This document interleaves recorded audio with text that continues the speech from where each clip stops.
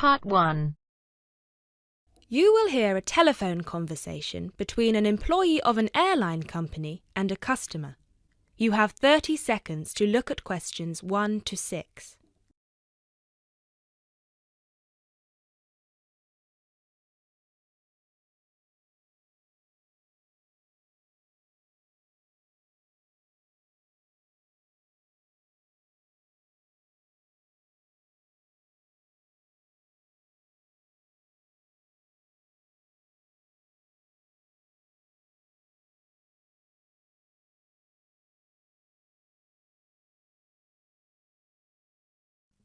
GB Airlines, this is Kyle speaking. How can I help?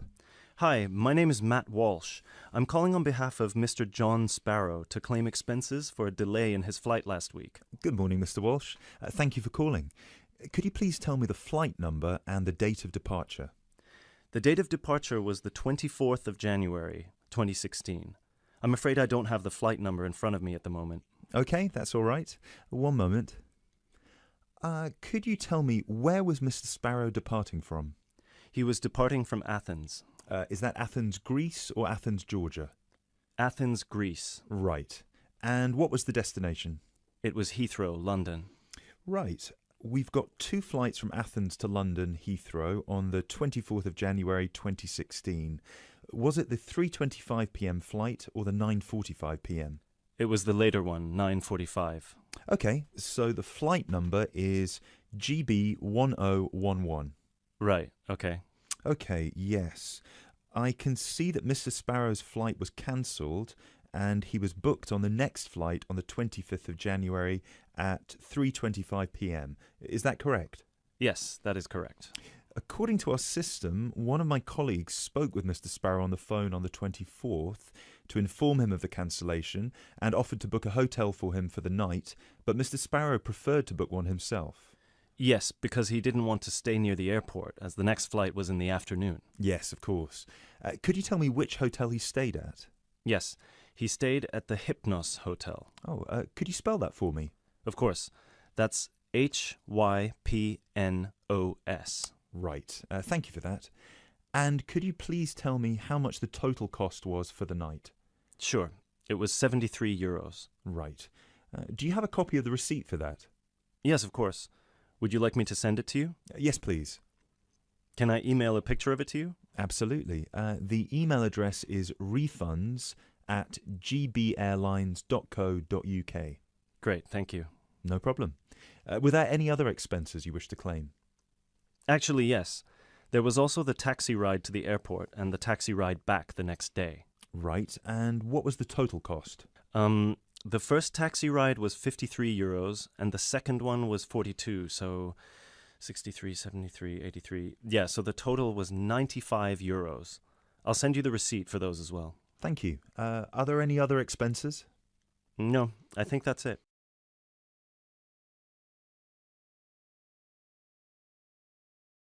You now have 30 seconds to look at questions 7 to 10.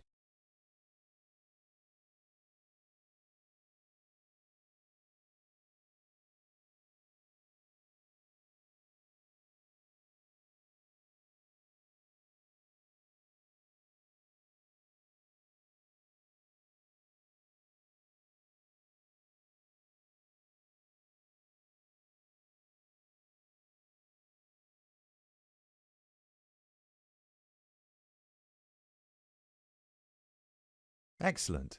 So if you could please send us the receipts for the hotel and the taxi rides, and after we receive them, it should take about 48 hours for the funds to reach Mr. Sparrow's account. Perfect. Thank you so much. My pleasure.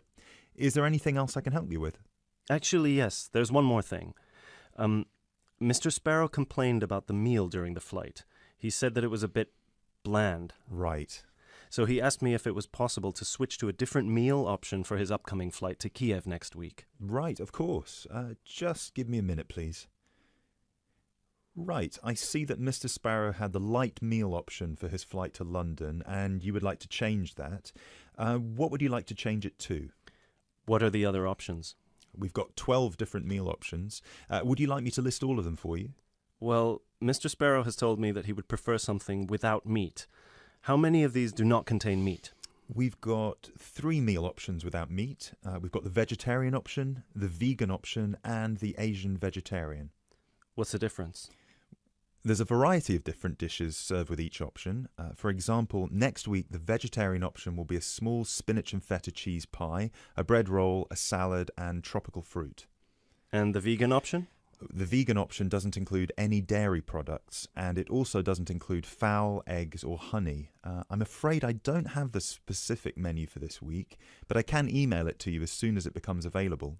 Oh, could you do that? That would be great. Yes, of course. I can email you a detailed description of all the meal options if you like. Yes, please. No problem. Please do not forget to call us back to change the meal option. You need to do that 48 hours before the departure time for international flights and 24 hours for domestic flights. So 48 hours for this one then? Yes, exactly. Perfect. Oh, no, I'm sorry. Transatlantic flights require 48 hours. All flights within Europe require 24 hours. So in this case, you will need to call us 24 hours in advance. I apologise for that. Okay, great. So, could I please have your email address so I can send you the menus? Certainly. It's matt.walsh@sparrowlimited.com.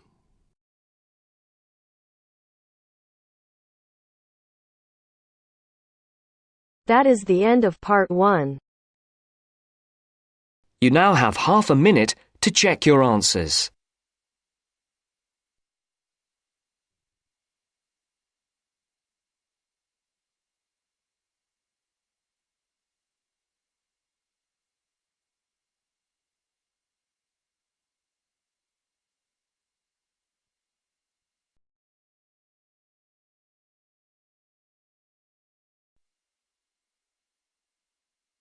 Now turns to part 2.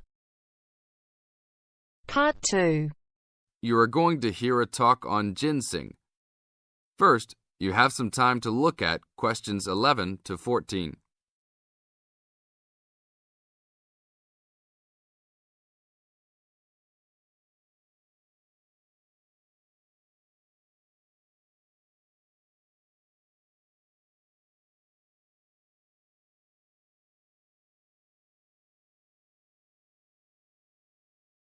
Now listen to the tape and answer the questions.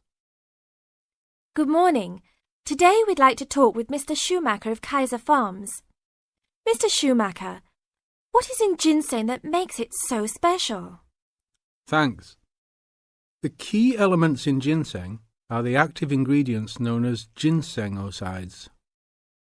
All true ginseng products on the market contain a certain percentage of ginsenosides, and a number of factors determine how much. The age of Wisconsin ginseng when harvested plays a major role in determining the natural level of ginsenosides. Tests have shown that the older the plant, the higher the ginsenoside content.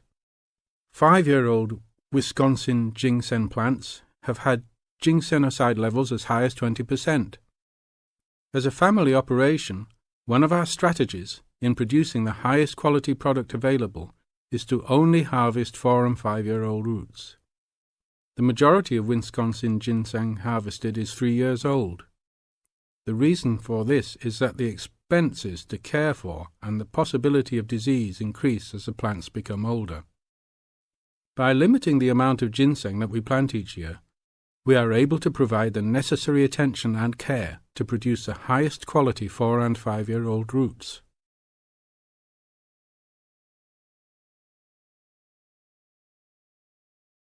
Now look at questions 15 to 20.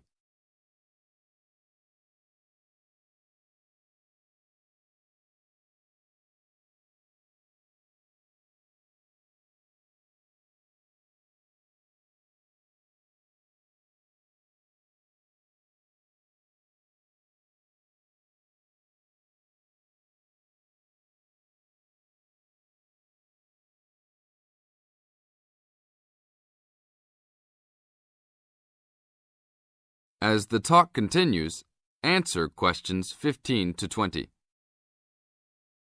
What is Wisconsin ginseng used for? There are 2 real species of ginseng on the market today: Panax, Korean or Chinese, and Panax quinquefolius, Wisconsin.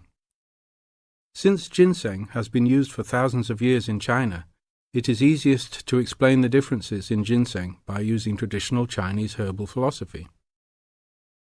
Wisconsin ginseng is considered a cooling type herb, and Korean or Chinese ginseng are considered heating type herbs. As a cooling herb, Wisconsin ginseng is used as a preventative medicine. Here in the United States, Wisconsin ginseng is considered an adaptogen. As an adaptogen, Wisconsin ginseng acts to normalize body functions and strengthen the immune system and other systems in the body. Over a longer period of time, it builds up energy and maintains the body at a higher level, acting to reduce stress and fatigue. As a heating herb, Panax ginseng is used more as a stimulant and is often prescribed in China when the body is recovering from an illness and is worn down and in need of a rapid boost of energy. It is only recommended to be taken over short periods of time and not continuously. Wisconsin ginseng is considered the premier ginseng in China because it can be taken on a continuous basis and acts as a preventative type medicine by slowly building up the body. Wisconsin ginseng fits in perfectly with the Chinese herbal philosophy of preventative type medicine. Unlike here in the US, where we often wait until we are ill to seek medical attention, the traditional Chinese medicinal philosophy concentrates on building up the body to prevent illness. Based on the way Wisconsin ginseng has been prescribed in China, it is the correct ginseng to be taken for the majority of the consumers. Travel to China and see firsthand the ginseng that is considered the world's finest ginseng. That is the end of part 2. You now have half a minute to check your answers.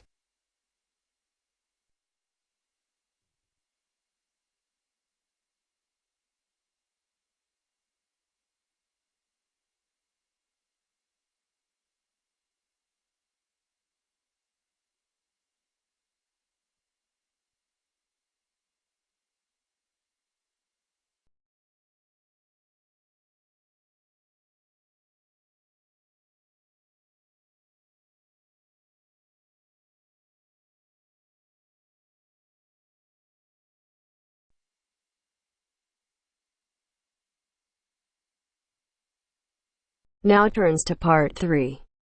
Part 3.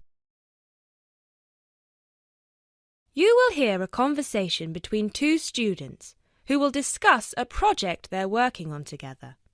You have 30 seconds to look at questions 21 to 27.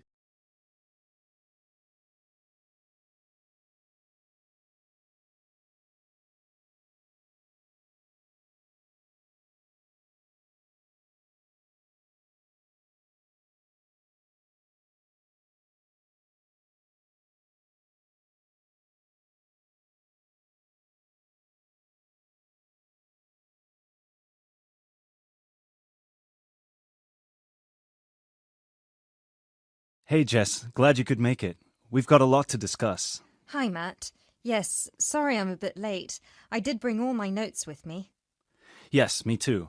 Where shall we start? Well, I think it would be a good idea to clarify our objectives just one more time. Yes, good idea. Okay, here we are. We need to record, photograph, and identify the plant species in 10 1-square-meter plots. Does it say anything about where these plots should be and how they should be laid out? Ah, here it is. It says that all the plots need to be no more than 10 meters apart.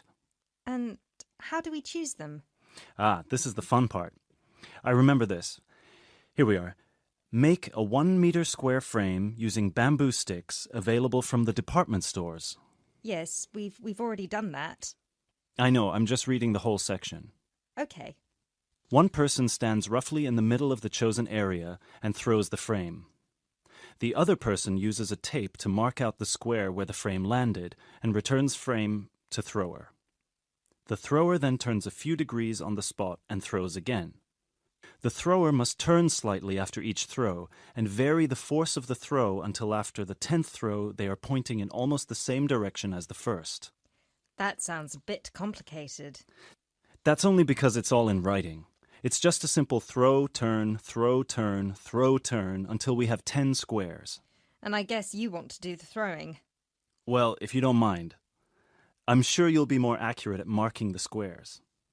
Yes, I am sure I am, and I'm sure you've got a stronger throwing arm.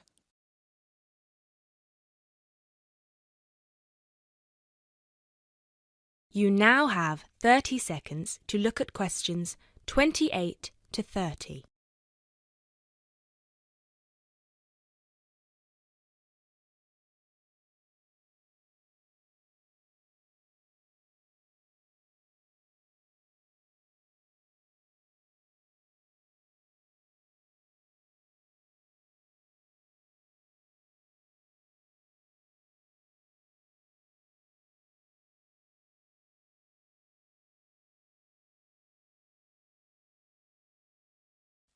Okay, good. We've got that sorted.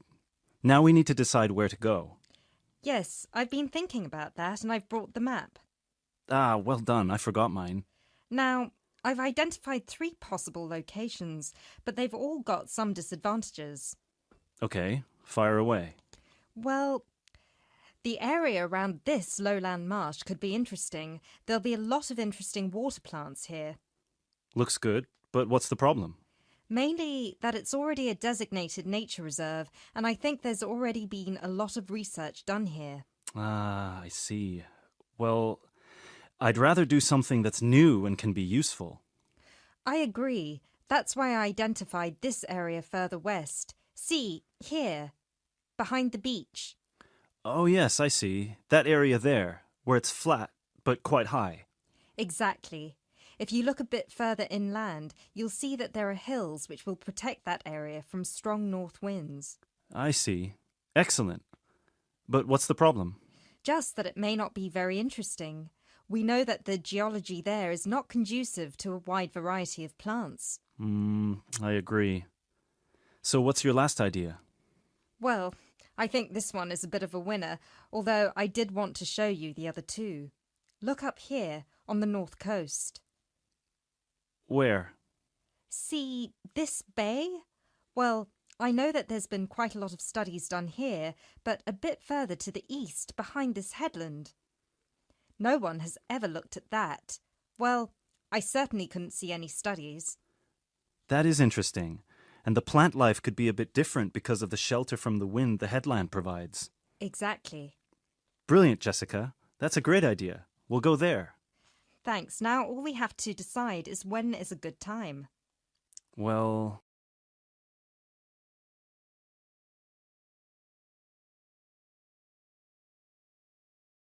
That is the end of part 3. You now have half a minute to check your answers.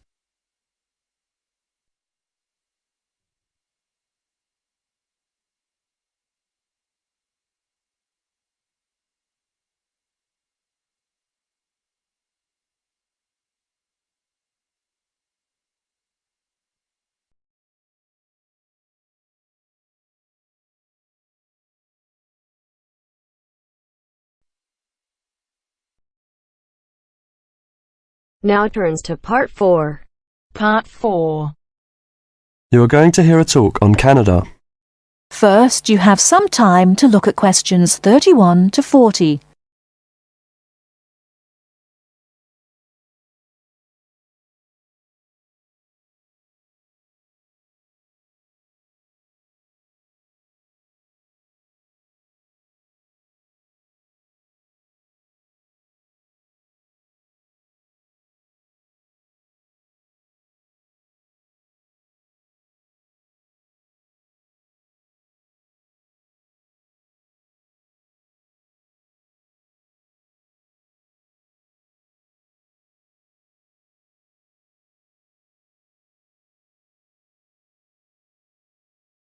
Now listen carefully and answer questions 31 to 40.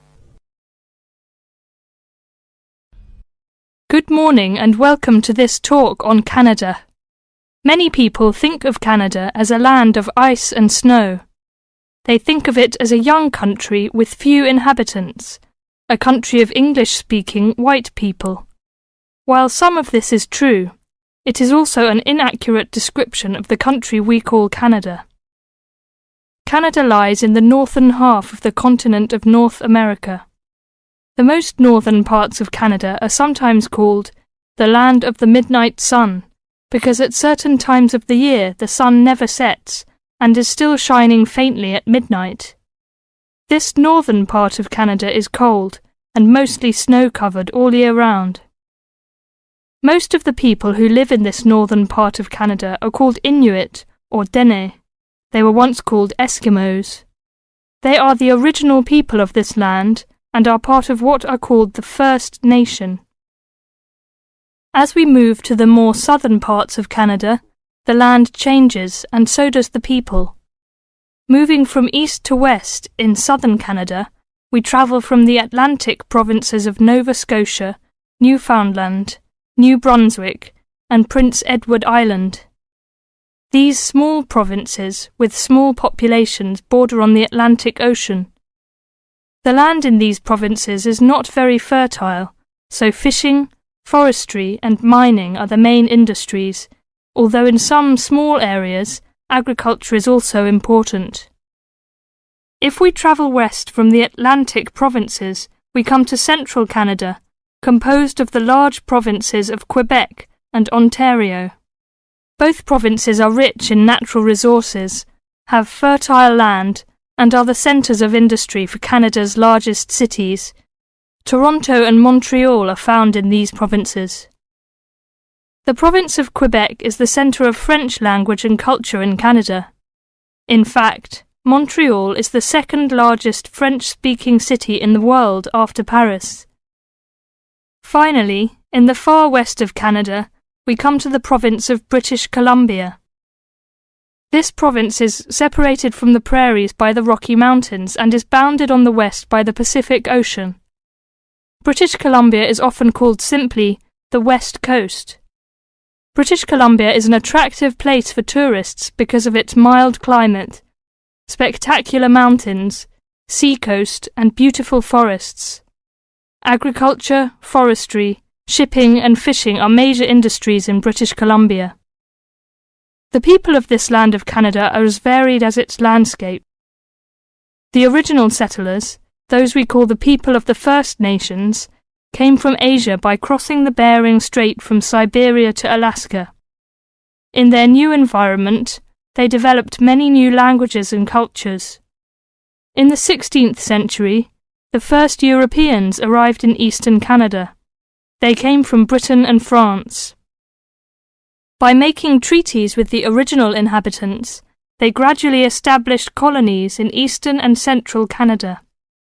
After a war with France, Britain took over the French colonies in Quebec and eastern Canada. By the end of the 18th century, all of Canada was under British rule. From this time until the present century, most of the immigrants to Canada were British, Scottish, and Irish. In this century, however, Canada has had an influence of settlers from all over the world. There are now hundreds of thousands of people from Asia, Africa, and South America who now call Canada their home. That is the end of part 4. You now have half a minute to check your answers.